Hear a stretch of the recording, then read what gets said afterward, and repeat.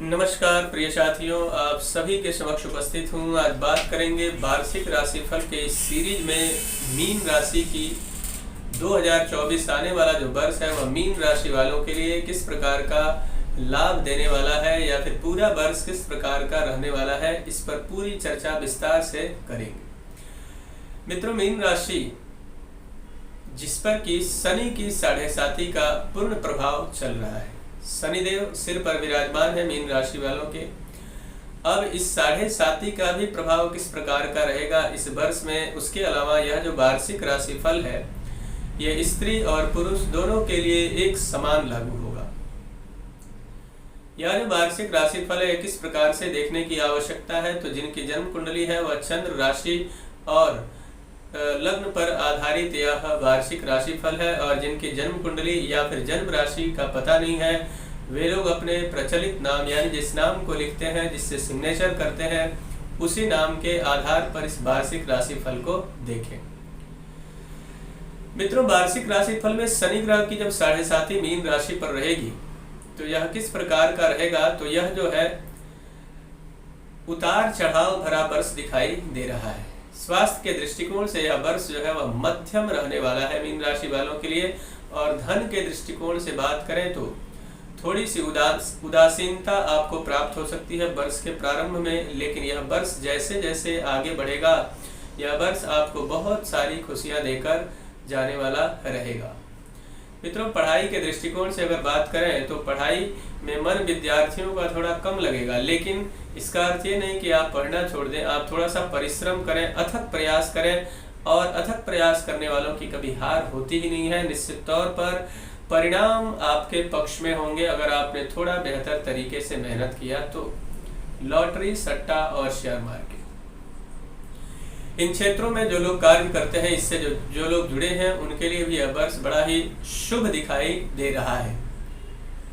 उसके अलावा भवन वाहन की बात करें तो नए घर या फिर नई गाड़ी की अगर आप योजना बना रहे हैं तो थोड़ी सी सावधानी पूर्वक योजनाबद्ध तरीके से कार्य को आगे बढ़ाएं, तो निश्चित तौर पर सफलता आपके कदम चूमेगी। और साथ ही आपके घर में नए वाहन यानी नई गाड़ी आ सकती है, जिससे आपकी और आपके परिवार की खुशियां कई गुनी अधिक बढ़ सकती है। उसके अलावा कृषि कार्य के क्षेत्र से जुड़े हुए यानी जो खेती बाड़ी से जुड़े हुए लोग हैं उनके लिए यह वर्ष बड़ा ही शुभ दिखाई दे रहा है। जमीन जायदाद के मामलों में अगर खरीद बिक्री की बात करें, अगर आप जमीन खरीदना चाहते हैं या फिर बेचना चाहते हैं तो यहाँ बहुत ही जांच परख कर आपको आगे बढ़ने की आवश्यकता रहेगी। अगर थोड़ी सी भी आपने यहाँ पे सावधानी नहीं बरती तो निश्चित तौर पर आपको नुकसान का सामना करना पड़ सकता है। इसलिए ध्यान से आगे बढ़ें तो आपको किसी प्रकार का कोई नुकसान नहीं होगा।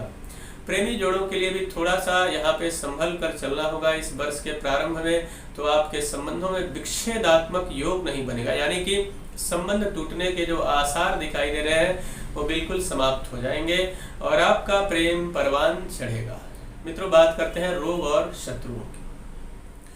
शत्रु जो कि आपको बहुत दिनों से नित्य निरंतर परेशान करने का कार्य लगातार कर रहे हैं और उससे आप मानसिक और साथ साथ में फाइनेंशियल तौर पर निश्चित तौर पर आप परेशान हो रहे थे, तो इस वर्ष 2024 में आपके शत्रु आपसे परास्त होंगे और निश्चित तौर पर आप कोर्ट कचहरी के मामलों में विजय की प्राप्ति करने के तरफ आगे अग्रसर हो रहे हैं। किसी पुराने रोग से अगर आप ग्रसित हैं तो इस वर्ष रोग मुक्ति का भी बड़ा शुभ योग दिखाई दे रहा है।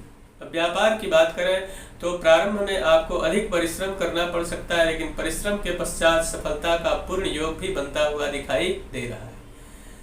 पति पत्नी के बीच में मनमुटाव की स्थिति यहाँ पे बन सकती है, इसलिए दाम्पत्य जीवन में किसी छोटे मोटे बातों को लेकर आप विशेष ख्याल रखें कि ऐसे कोई वाद विवाद ना हो जिससे कि आपका संबंध बिगड़ जाए। उसके अलावा एक बात का और भी विशेष ख्याल रखना होगा कि कई सारे लोग जो कि पति पत्नी अलग होने के कगार पे चले गए, डिवोर्स या फिर सेपरेशन का मामला चल रहा है, तो इस वर्ष अगर आप बेहतर प्रयास करते हैं तो रिजल्ट बहुत बेहतर मिलेंगे। अन्यथा राहु की पूर्ण दृष्टि सप्तम भाव पर रहेगी और जहाँ की केतु ग्रह स्वयं विराजमान है कन्या राशि में, तो निश्चित तौर पर आपके मामलों को उलझाने का कार्य कर सकते हैं। इसलिए सावधानी पूर्वक किसी व्यक्ति के मध्यस्थता से कार्य को करें तो आपको बेहतर रिजल्ट देखने को मिलेगा। मांगलिक कार्य में सफलता के पूर्ण योग यहाँ पे बनते हुए इस वर्ष दिखाई दे रहे हैं। उसके अलावा अब बात करें भाग्य की, तो भाग्य की स्थिति भी उच्च कोटि की आपकी दिखाई दे रही है।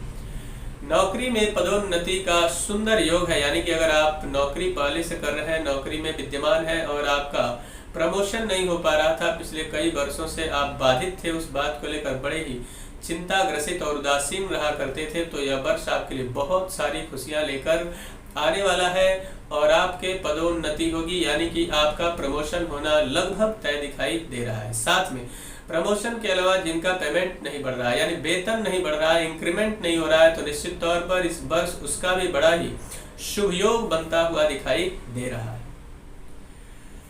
लाभ के दृष्टिकोण से अगर देखा जाए इस वर्ष को, तो वर्ष के प्रारंभ में थोड़ा सा परिश्रम अधिक हो सकता है, लेकिन जैसे जैसे यह वर्ष आगे बढ़ेगा निश्चित तौर पर लाभ के योग आपके लिए बेहतर होते चले जाएंगे और आप उससे काफी संतुष्ट भी होंगे इस वर्ष के उत्तरार्ध। विदेश से कोई शुभ समाचार आपको प्राप्त हो सकता है, या फिर अगर आप विदेश के लिए प्रयासरत हैं और विदेश का योग आपका नहीं बन पा रहा है, बार बार किसी न किसी कारणवश उसमें बाधाएं उत्पन्न हो जाती है, तो निश्चित तौर पर इस वर्ष उसका भी शुभ योग बनता हुआ दिखाई दे रहा है। इसका कारण है कि शनिदेव द्वादश भाव में खुद की राशि में विराजमान रहे, जो कि आपके लिए बहुत ही लाभदायक सिद्ध होंगे, स्पेशली विदेश के दृष्टिकोण से अगर देखा जाए तो। इस वर्ष में मित्रों किन किन महीनों में आपको सावधानी बरतने की आवश्यकता रहेगी, इसको भी समझना बहुत जरूरी है। तो जनवरी का महीना, सितंबर और उसके अलावा दिसंबर के महीनों में आप किसी भी नए कार्य की योजना अगर बनाते हैं तो बहुत ही फूक फूक कर कदम रखने की आवश्यकता रहेगी। इस वर्ष को मित्रों और भी बेहतर बनाने के लिए आपको डेली रूटीन में क्या करना चाहिए, तो आपको ब्रीम बृहस्पतये नमः मंत्र का जप करना चाहिए, या फिर ओम सम शनिश्चराय नमः मंत्र का जप करना भी आपके लिए बहुत ही लाभदायक सिद्ध होगा। एकादशी या फिर पूर्णिमा के दिन भगवान विष्णु को तुलसी पत्र समर्पित करें और ओम नमो भगवते वासुदेवाय मंत्र का भी जप करना आपके लिए बहुत ही हितकर सिद्ध होगा। शनिवार के दिन पीपल के वृक्ष में प्रातः काल स्नान करके जल समर्पित करें, ओम नमो भगवते वासुदेवाय मंत्र बोल के या फिर ओम शनि देवाय नमः मंत्र बोलकर जल समर्पित करें और सायंकाल के समय पीपल के वृक्ष के नीचे दीपक प्रज्वलित करें। यह आपके लिए बहुत ही लाभदायक सिद्ध होगा। हनुमान चालीसा पाठ करना, शनि स्तोत्र पाठ करना और उसके अलावा सुंदरकांड पाठ करना भी आपके लिए बहुत लाभदायक सिद्ध होने वाला रहेगा। मित्रों गरीबों की मदद करें, गरीबों की मदद करने से शनिदेव जो न्यायाधीश है वो आपके साथ न्याय करेंगे और आप पर आने वाली बहुत सारे समस्याओं का निवारण शनिदेव की विशेष कृपा से होगा। मित्रों मुझे आशा है कि मेरा यह कार्यक्रम आप सभी को पसंद आया होगा। मेरा एक निवेदन है कि अगर अभी तक हमारे चैनल को आपने सब्सक्राइब नहीं किया तो कृपया चैनल को सब्सक्राइब करें, वीडियो को अधिक से अधिक लाइक और शेयर करें, बेल आइकन को दबाएं जिससे नई नई जानकारी आप तक पहुंचती रहे। तब तक के लिए इजाजत दीजिए। नमस्कार।